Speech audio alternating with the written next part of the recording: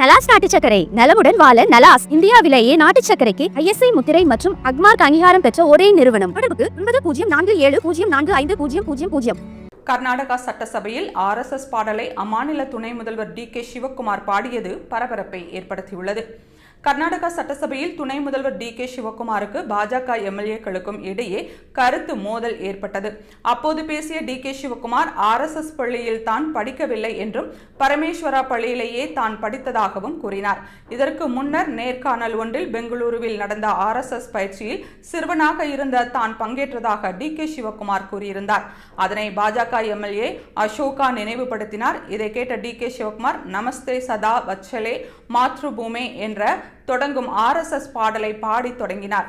இதனால் ஒட்டுமொத்த சட்டசபையும் அதிர்ச்சி அடைந்தது.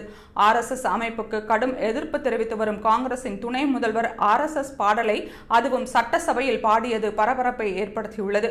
மேலும் காங்கிரஸ் தலைமைக்கு முக்கிய செய்தியை DK சிவக்குமார் மறைமுகமாக கொடுத்திருப்பதாக கூறப்பட்டது. இதற்கு விளக்கம் கொடுத்த DK சிவக்குமார் மறைமுகமாகவோ அல்லது நேரடியாகவோ எந்த செய்தியையும் கூறவில்லை. நான் ஒரு காங்கிரஸ்காரர், காங்கிரஸில் தான் இருப்பேன். RSS தனது நிறுவனங்களை எவ்வாறு உருவாக்குகிறது என்பது தனக்கு தெரியும். ஒவ்வொரு தாலுகாவில் இருக்கும் பள்ளிகளையும் RSS கையகப்படுத்தியுள்ளது என்று கூறினார்.